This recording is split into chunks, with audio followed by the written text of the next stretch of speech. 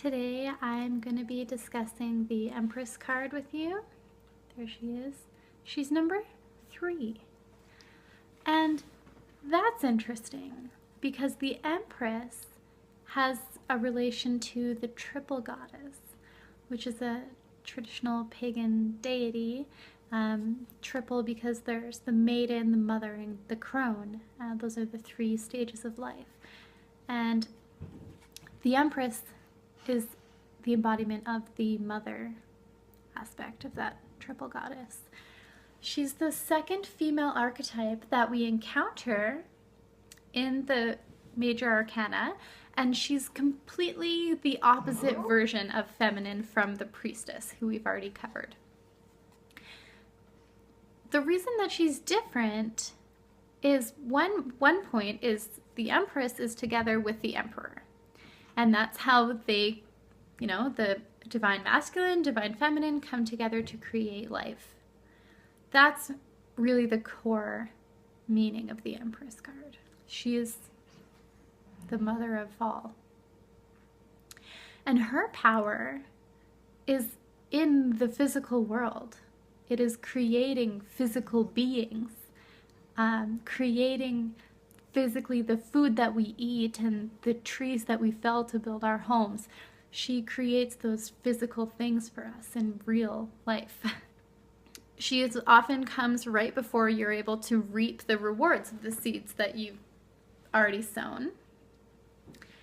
And she's depicted here with this plaque with the female symbol on it, sort of heart-shaped.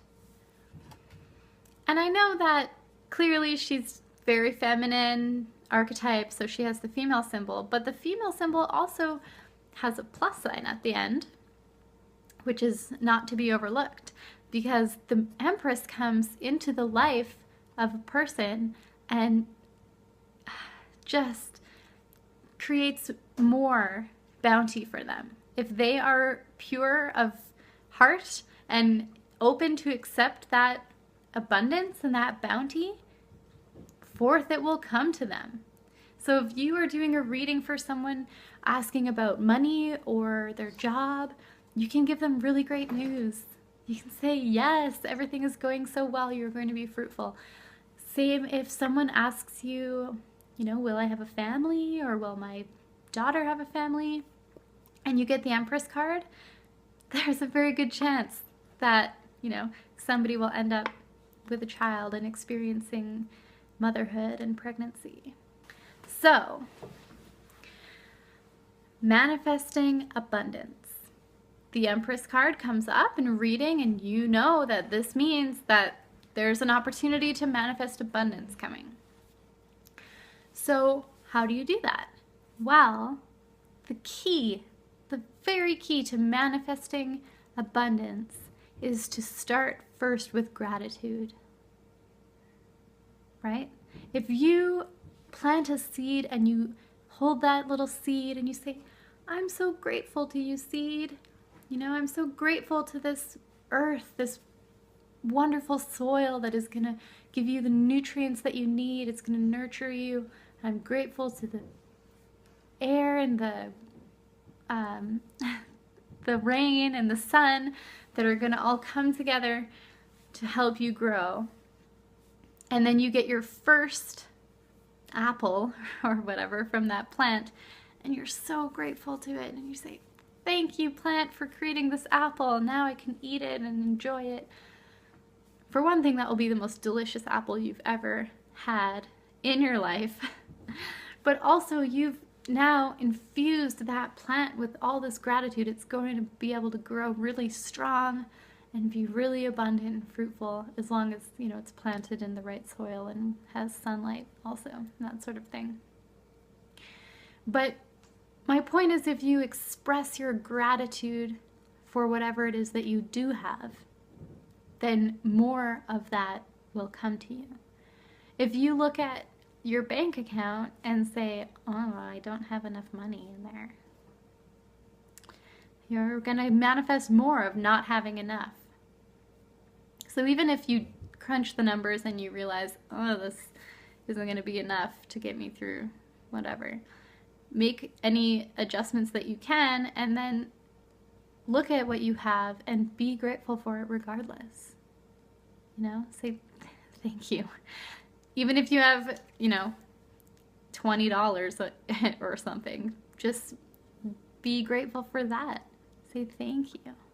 Even if you have to crack open a box of craft dinner to eat for dinner, just when you're making the craft dinner, be grateful that you have it. I mean, it'll still be made of like radioactive cheese or whatever, but it might just become a little bit more healthful for you if you're grateful to it. I actually wrote a whole spell for abundance that focuses on gratitude, so I'll put it in the description. You guys are great. Love you. Merry meet, merry part, merry meet again. Blessed be.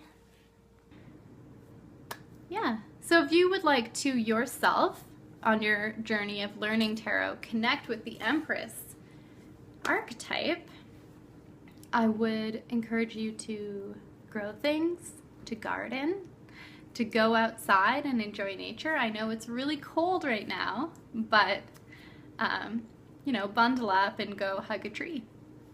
Not even kidding. If you happen to be watching this video later on and it's warmer outside, it's a great idea to do some earthing, it's often called, but just taking off your shoes and walking in the grass or the sand or the dirt and creating that physical circuit between the earth and your body. And it's also really easy to connect with the Empress card because everything that we have and that we experience has been given to us by that energy of that archetype, the earth itself. So if you're drinking water, you can just be grateful that the earth has produced this water for you. If you're eating anything, especially fruit, you can just hold that like a pomegranate, just hold it and experience the energy of the fertility of that piece of fruit. Fruit are the sex organs of plants. You know, it's not a mistake that there's the expression of being fruitful. So that's a great exercise, actually. Go out, get yourself a really nice piece of fruit, especially if it's a pomegranate. Just hold it and sense its energy, crack it open, and just use your sensory experience to connect with that piece of fruit. And in doing so, you'll be connecting with the energy of the goddess, Earth Goddess. Okay, thank you guys for listening and watching my videos. I really am glad that this is helping you. Merry meet, merry part, and merry meet again. Blessed be.